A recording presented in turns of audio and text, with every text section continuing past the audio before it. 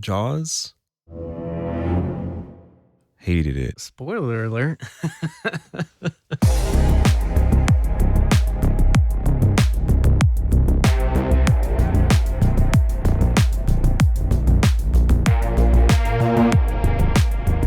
Yeah, so Don is once again not on this intro, unfortunately. He was walking out to his fancy hybrid the other day. I guess he hadn't driven in a while because he lives like 10 feet from where he works. So I guess he just didn't notice the wasp's nest when he opened the door. And they were big and they were sting crazy. Picture Sloth from Goonies, but with a full set of teeth and hair. And that should give you an idea. Anyway, real quick, this is a 2-part episode, and just for context, Don and I took a trip to Super Abari Arcade in Charlotte, North Carolina. They had a few new games that neither of us had ever played before, including Jaws, Labyrinth, Pulp Fiction, and a new game to us, Popeye Saves the Earth, the 1994 Bally Williams game. So this one will be largely Jaws and Popeye, and the next one will be Labyrinth and Pulp Fiction. Now I just got to pop in the tape for episode 3. Hold on to your butts.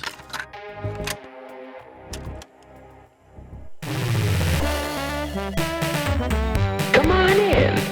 Welcome to the Theater of Magic. Welcome to the party zone. Welcome to my home. Welcome to the bash. Yeah, are you feeling any better after the whole when you realize Jaws didn't eat the ball? No, Really? No. I'm still thinking about it actually, and I was just thinking about the picture of what it looks like in my head that was posted online. Yeah. And it's got googly eyes. That's right. He just looks like a happy googly shark. Like he shouldn't be called Jaws. He should be called like Baby Shark. Baby Shark. Baby Shark. Baby Shark. Yeah. See, it works. Look at the picture and listen to that. It works. He's not very menacing compared to the real Jaws. He looks like he should be busting out of like a side of a seafood restaurant. You know? Right? like Captain D's. Come eat me. But that was legit. Like I literally had that thought today of what it looks like. And then the font right below. Yeah. With like the curvature or whatever. It's got like the PowerPoint. The PowerPoint stretch effect, you know, with the same, I think it's Impact. I think that's like the font. But it did look like Impact. I don't know. I mean, that's so between those two things, it's weird. It's like I can't let it go. So we played at Super Abari. We played Jaws LE. Or no, I'm sorry. It wasn't the LE. It was the premium. The boxcar now has the LE. Yeah, so this is kind of Keith Elwin's next big game after Godzilla, which is seemingly regarded as the best game of all time. So how do you follow that up?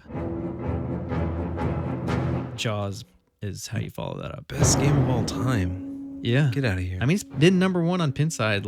Yeah, because it's a great game, but best of all time, get out of here. That's like a totally different. I don't know. Okay, like 20 years from now, it's still part of all time. Do you think Godzilla is still going to be number 1? Nah. I think it's still going to be pretty high. Nah. I think it'll be like top 10 maybe. It'll still be top 10 in 20 years, I bet. Or top 20. But I don't know. Unless pinball evolves dramatically. But to say it's the best game of all time. I mean, it's been number 1 since it came out in 2021. But yeah, I mean, just based on the Pinside rankings, which, aren't, what does it mean? They're different on different websites. But yeah. On Pinside, based on thousands of reviews, that's been the number 1 game for 3 years running. Yeah, and it's still number 1. So based on 1,672 ratings for Godzilla, a lot of new games come out, and you get 50 reviews. Yeah, and it is immediately number 1 because it's the first 50 people that bought it. I think Jaws was number 1. Actually, the last time I looked on Pinside, Jaws was number 1. No, it was. No, I gotta look right now. And so it's now not number 1. Oh, you're looking at it. Yeah, no, I'm up to 20 and there's still no Jaws. So let's see. Oh, there it is, 23. 23. And that's based on 345 ratings. But yeah, that seems like a common trend though. Like when a game first comes out, it's usually within the like top 10 and then it'll like slowly move its way out. Yeah. I didn't like the deep ocean, sliver of beach, more ocean, Yeah. or sky. Like I actually played that whole night and I didn't even realize until the next day. Oh my god, this is supposed to be a beach.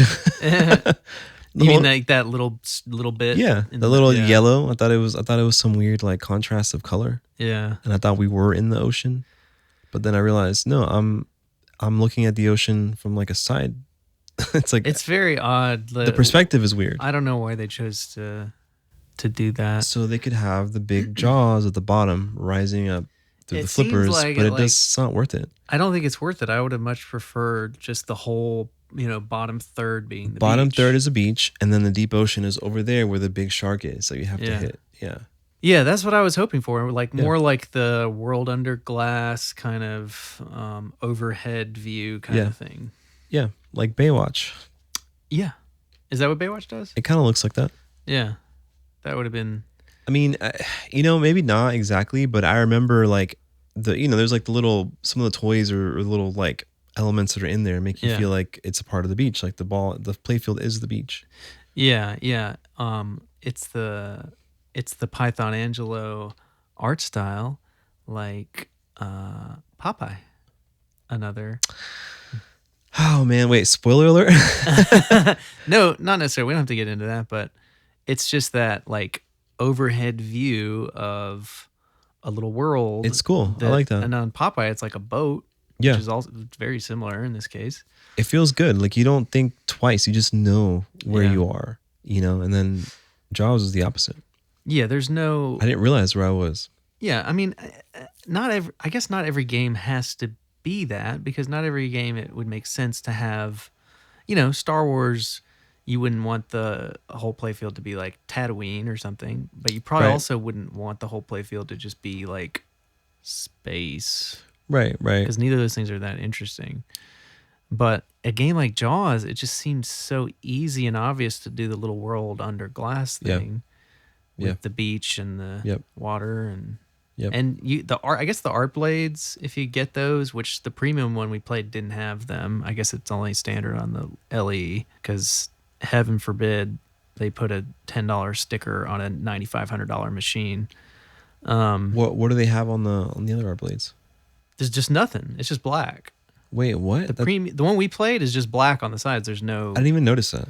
Yeah, the sides there's nothing. The Pro and the Premium there's nothing. What about the back? Has like some kind of... The back had like a little... The very back had a whatever. little bit of... Yeah, there's artwork on the very back, but not on the sides by default. Wow. You got to pay that big money. That's But lame. I mean, you can buy those and add them on. It's just kind of lame that they make you do that. Because the stickers are like less than $100. So it's like, just put them on the Premium, for crying out loud. Like, I get if you want to strip the Pro, but like the Premium doesn't have them? That just seems lame. And now for an important message.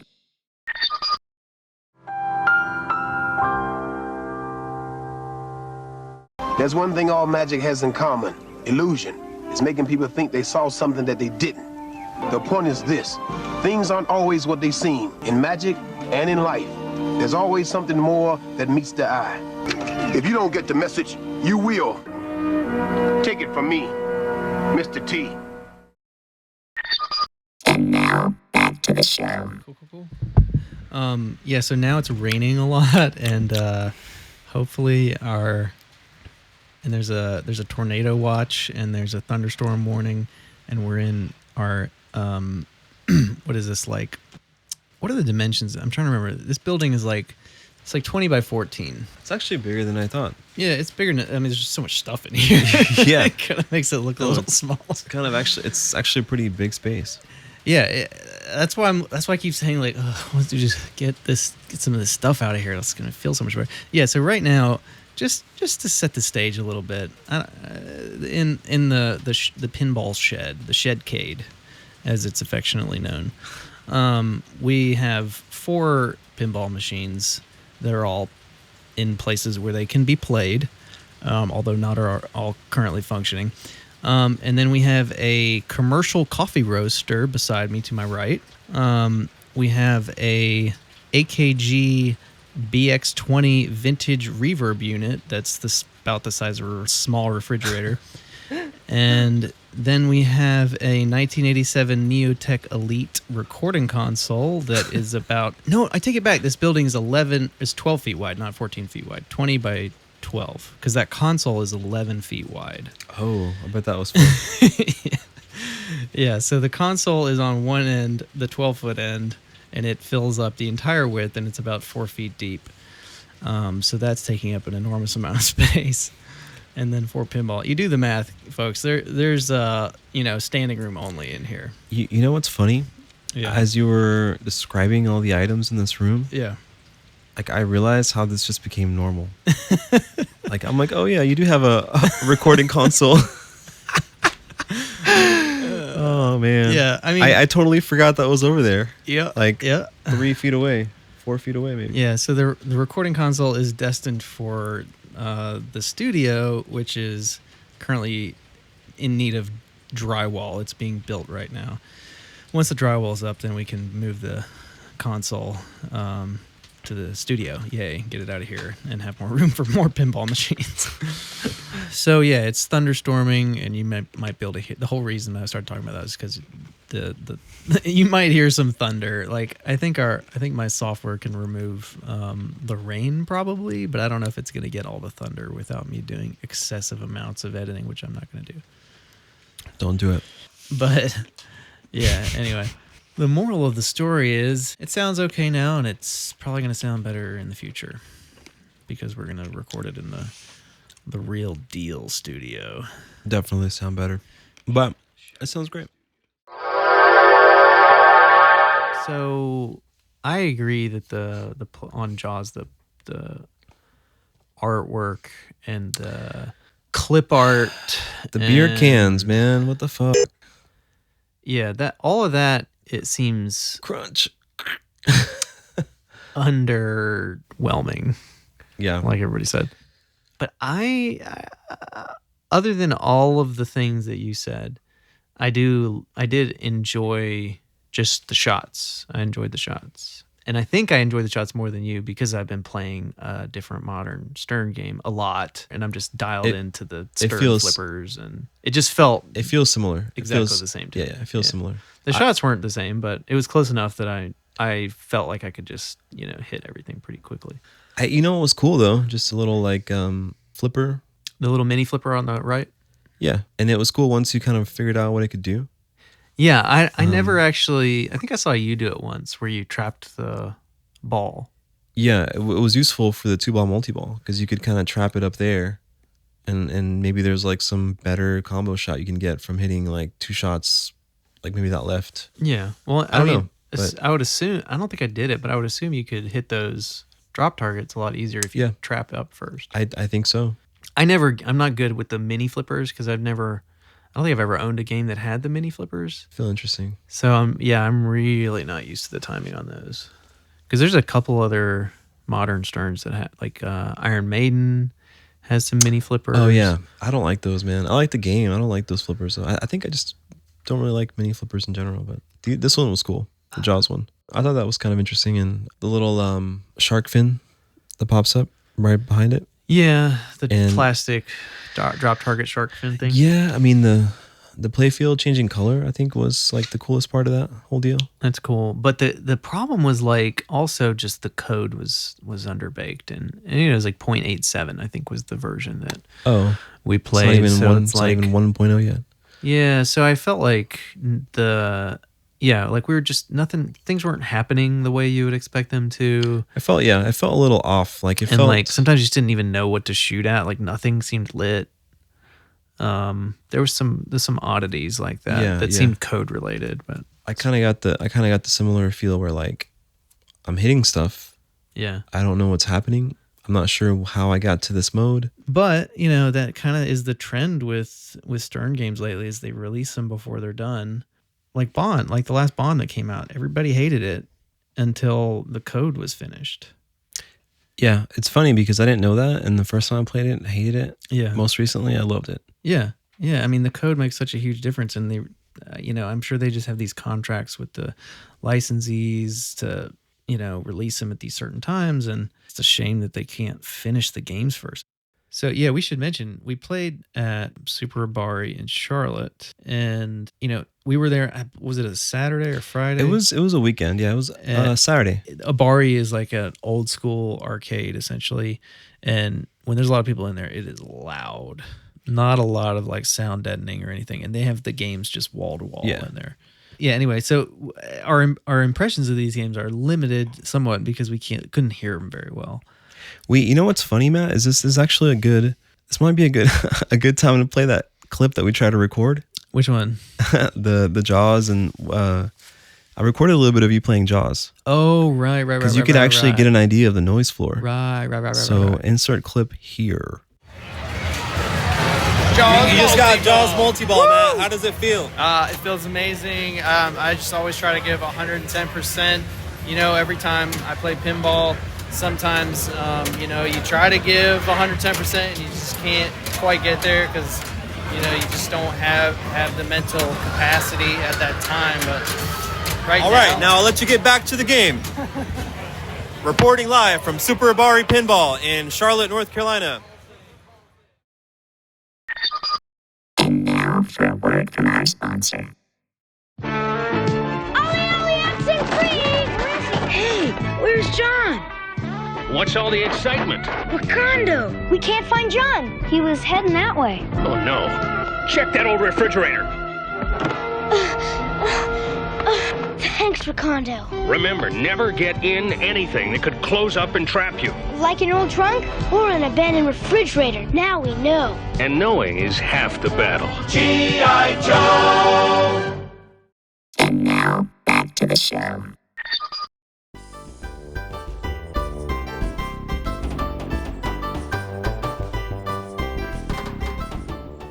And I don't know if you want to talk about this, but you know what inspired me recently? What? It's Popeye. Oh, Popeye, yeah.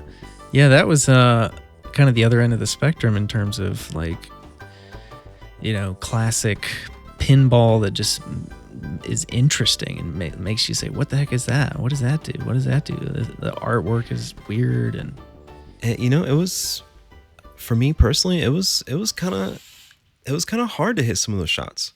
I don't know why. I was having the hardest time. Well, I know why. It's like the hardest shot in the world. But it seems like such like a like an older. It's like, oh, it's gonna look like an older game, and it's kind of it's probably lame and boring and whatever.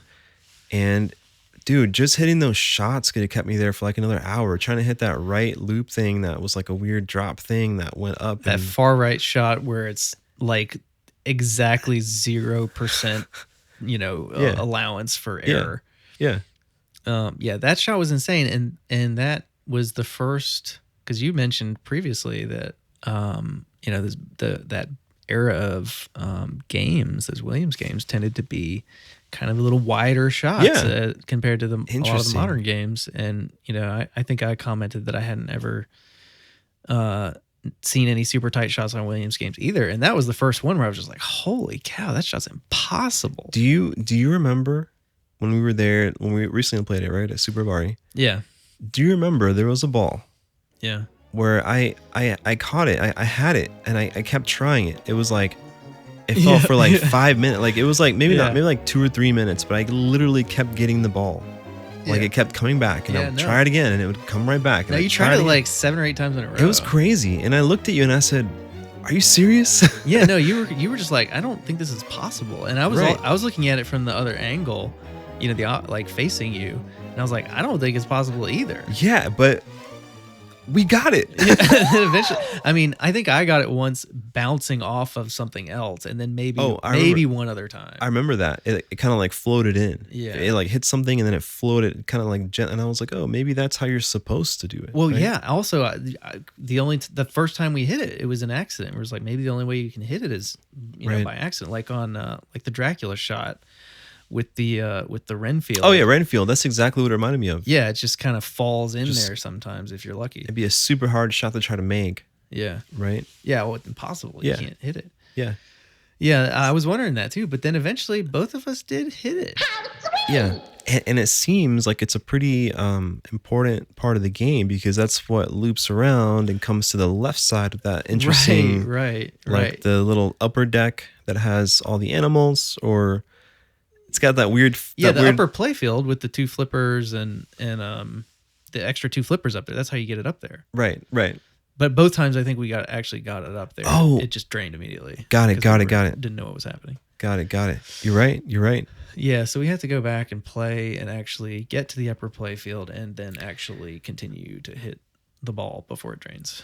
That's the goal. Either way, right? As we were playing it and figuring all these things out, yeah, I was having fun. Like that. This is kind of what makes that game fun. You know, it's like as you're figuring these things out, and it's not that easy. Yeah. It looks cool. You realize, oh man, I'm on this upper deck of this boat, and then all of a sudden, you know, like the ball's already fallen. Yeah, I'm unsure about the mechanism on the upper left, if that's actually fun or not, because I just haven't done enough times to do anything, because it seems impossible currently. Yeah, I love that thing. It's like, cool. I like the idea of so here's a question, right? Like this little you hit the flipper as the ball's looping around, right? Yeah, so in Popeye there's probably most people haven't played Popeye. Yeah. So it's you hit it and it goes into this upper area that looks kind of like a weird ramp on the upper left, and it has all these notches in it. Yeah, and then each one has like an animal or something, right? It's like some kind of character, like an animal. Yeah, and then when you hit it up there, it enables these additional like plunger things that push the ball into one of the notches. Right. But you can only hit it like twice? It was 3 times. 3 times. So, yeah, and then it would just not. You had 3 chances. Yeah, you get 3 basically. chances to hit the ball as it's coming kind of quickly down this rampish thing into these slots. And it's very hard timing because so I couldn't figure out if you actually have to hit the ball into the notch or if you like wedge it out before so the ball bounces off. Right, I didn't figure that out either. I just, you know, it was hilarious because every time I would flip, it would be right in between, right? And then the ball, I wouldn't hit the ball. Yeah. And I would flip again, and the timing was perfectly toward it in the next gap, and then the next one. Yeah, it seems hard enough that you could, you know, it'll be something that takes a while to get good at, and then maybe it becomes fun. But that was a lot of fun, man. I thought it was fun. Yeah, no, I thought the game was fun. It's you know, it's another Barry Orsler game like Whodunit and Dracula and some of your faves. Yeah. No wonder. Checks out. Yeah, no wonder. That'd be a cool game to have just as like a small collection, like in your house, or like just for aesthetic appeal too. Because it has a cool like blue and the artwork. Like the red. It's like the red and blue. It's like a deep red and blue, and you know, it's got the big Bluto.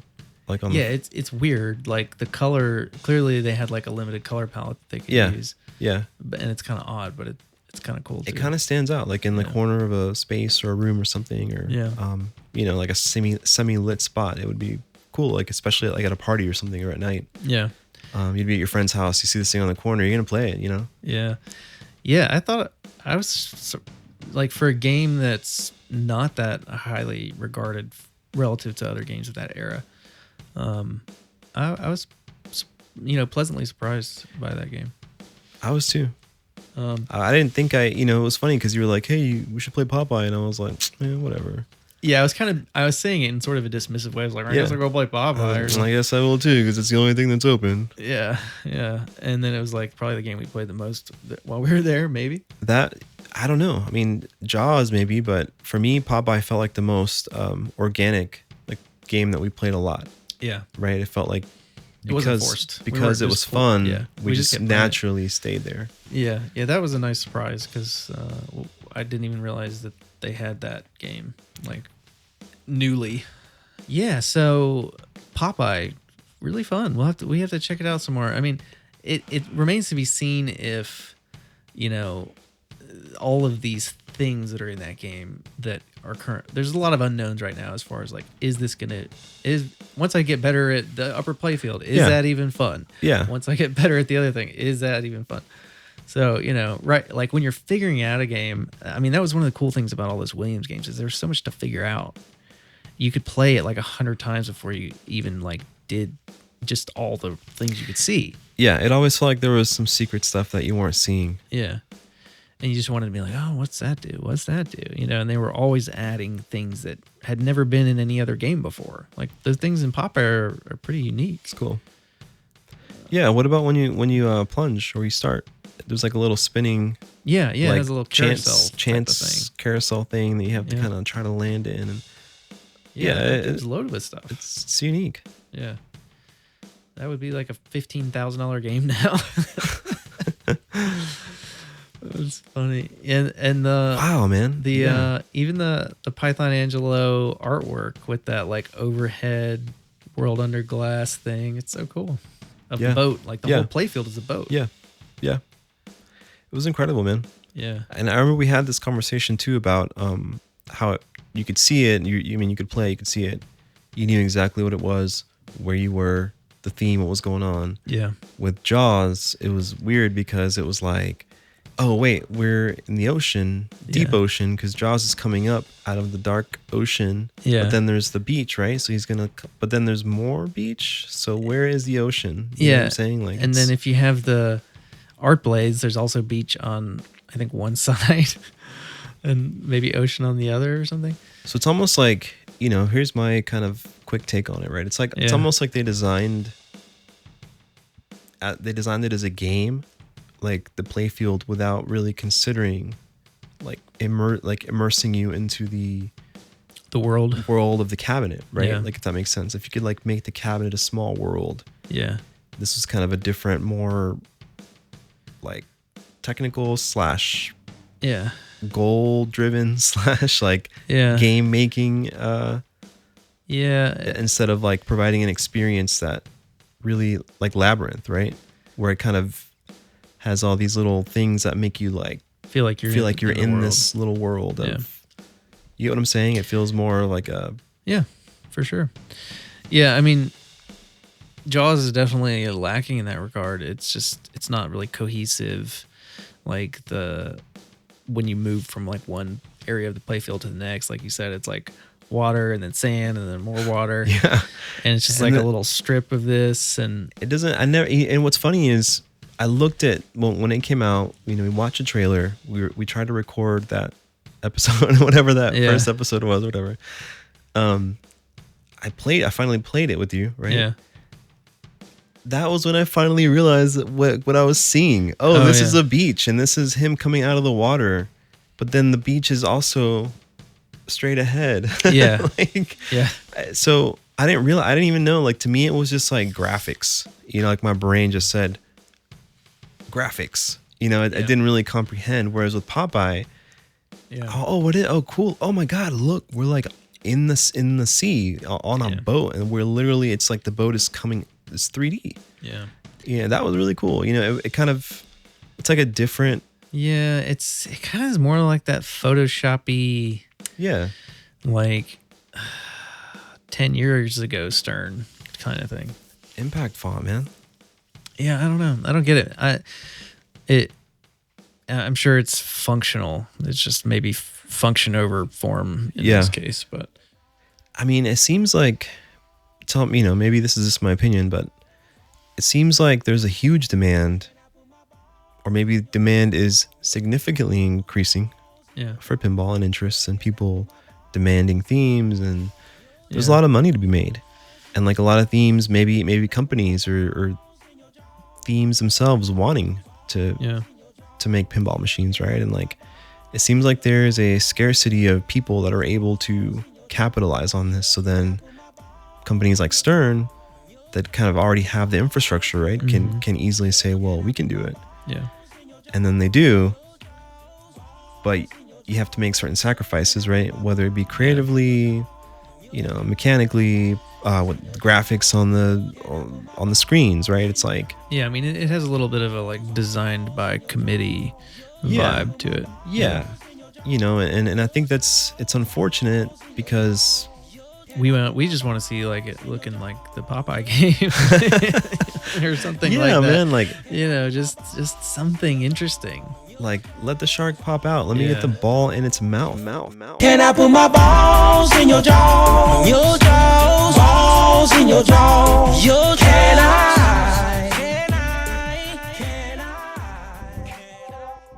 So next week, Don and I will have our first impressions of Pulp Fiction and Labyrinth. New episodes come out Wednesdays. Don also says he's working on something. I don't know. I haven't heard it yet. I don't know. Could be good. Might be terrible. We'll see. So send us your brain drippings to pod@bashpinball.com. Don's also been posting some stuff on Instagram, and that's @bashpinball. I think that's it. Oh, there is one last thing. You rule the universe!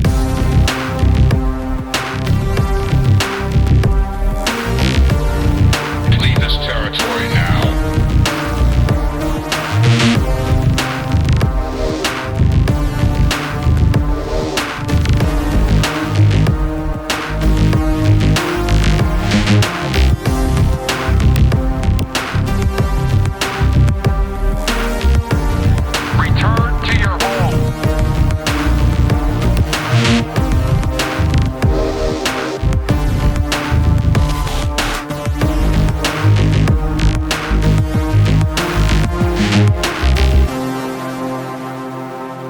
Evacuate all personnel.